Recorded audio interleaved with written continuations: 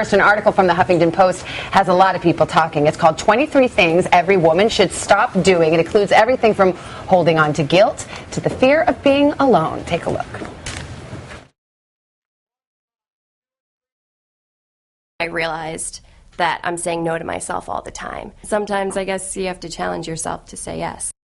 As women, we are always apologizing for things we should not be apologizing for. It's kind of just ingrained in me and part of my vocabulary. You're saying I'm sorry is supposed to help you correct a wrong. And if you're using it all the time, it's not correcting anything. I feel powerful, you know, a female in the workplace, but at the same time, it's just excruciating pain. Subconsciously, I do feel I always need to wear heels. I feel I need that extra boost. I hold on to guilt when something's out of my hands and I can't control it. Just move forward. I'm always comparing myself to friends' photos on either Facebook or Instagram. I'm looking at it, I'm like, why can't I dress like that? Why can't I look like that? There's a lot of people that get very overwhelmed and unhappy that they're not achieving these things. I need to stop that. Stop. It's not worth it. Well, we have assembled our own group of women for their thoughts. Kim Alexis is an author and former supermodel. Renee Seiler is also an author and creator of the website goodenoughmother.com. And Abby Huntsman is co-host of MSNBC's The Cycle. Good morning, ladies. Good morning, Anna. Who knew we could find such profound wisdom in a listicle? A listicle, yes, Was there exactly. something on this list that spoke to each of you?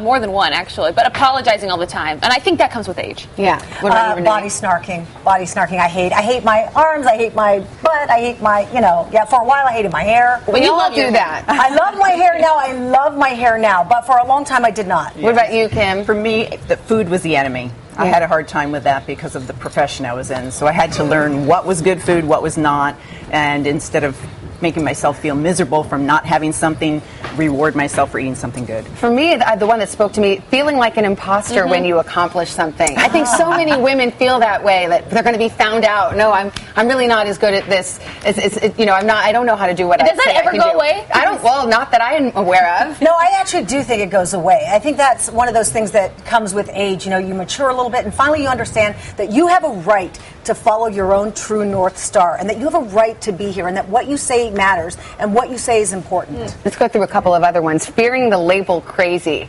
Anyone like this one? Yeah, who cares? I don't get that one. Really? I don't get that one, no. We're all crazy. Yeah, and who cares if people think that you're crazy? How But that's a way to diminish people and your real thoughts. Yeah, setting deadlines for major life events. Oh my We've God. all done that. We all do that.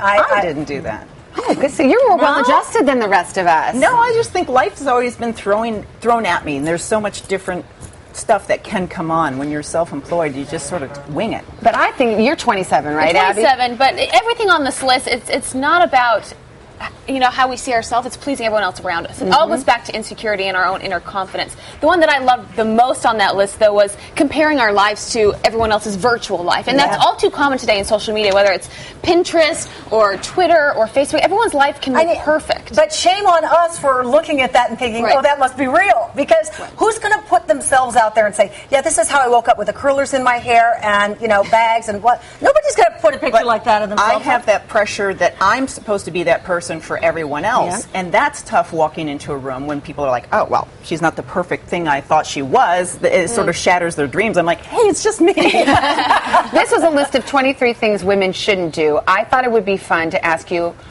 what's something we should do? Women should do. Don't lose your compassion.